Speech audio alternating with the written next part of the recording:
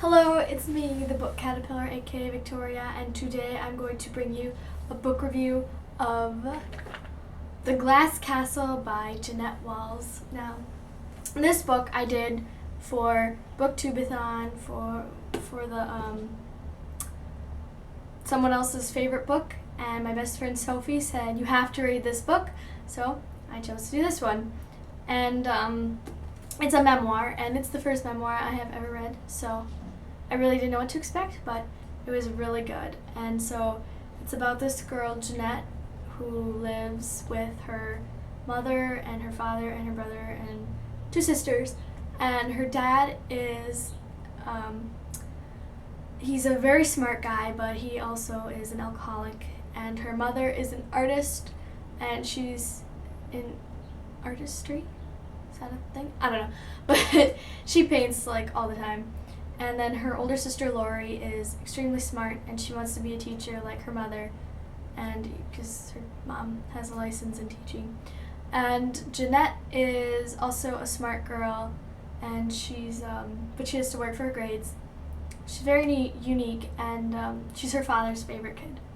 And then she has a younger brother Brian, who she always hung out with, and it's kind of cute.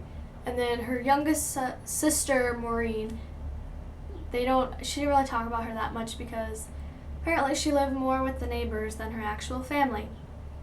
So anyway, it's about her living between Arizona, Phoenix, Las Vegas, Battle Mountain, and West Virginia and New York. And her life was kind of difficult. It had some ups and downs. Sometimes they were living in shacks, other times they were living in normal houses or mansions. It really depended on whatever happened to them, good luck, bad luck. So I really suggest that you read it, and if you want to read it and you haven't yet, then you can leave. Or if you have read it and you want to see the rest of this review and spoilers, then stay with me. So okay, here come the spoilers. Things that I really liked were how I really liked her writing style and how it was oh, hello, car. It was mostly in chronological order for the most part, and it made sense the way she did it. It's really well written, and I liked, she had really good memories and vivid memories. She had like 8 to 10 fires that happened with her, starting when she was 3 cooking hot dogs, and she burned down a hotel at one point. I don't know if she burned the whole thing down, but and then she had a fire at one of her houses, I think, and once in the backyard of her house. And she just almost got burnt so many times. But the first time she got burnt, she actually caught on fire, and her whole chest and stomach had a big scar on it. And I felt kind of bad for her. And then her older sister Lori, her mom didn't want to get her glasses for a long time. And when she finally got glasses, she was like, oh my goodness, everything is so clear, and she was so happy, and I relate to that. I mean, blurry. Yeah, so that was one thing. And then she had this grandma on her mother's side, and her mother inherited a plot of land, and her brother did. So, not Jeanette's brother, her mother's brother.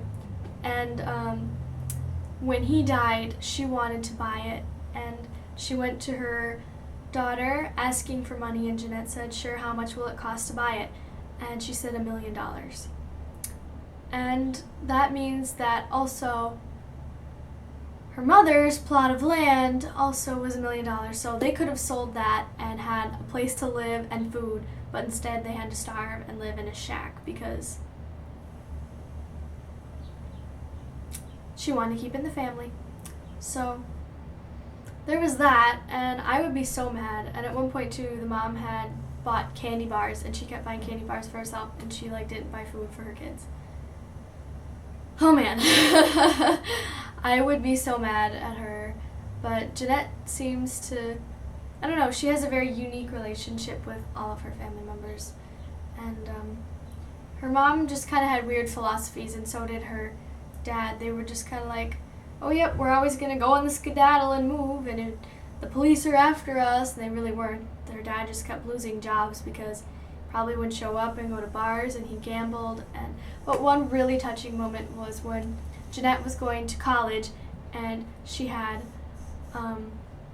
didn't have enough money. She needed $2,000, and her dad got her $950, and she already had $1,000, and then he gave her something to pawn, and it ended up that she got to do it go to college still, but her parents were homeless, and he gambled all the money to get it, and it was kind of sweet and kind of sad and kind of crazy, but yeah, so this is a really good book. I've never read a memoir, and if you want to read a memoir, then I suggest that you read this book.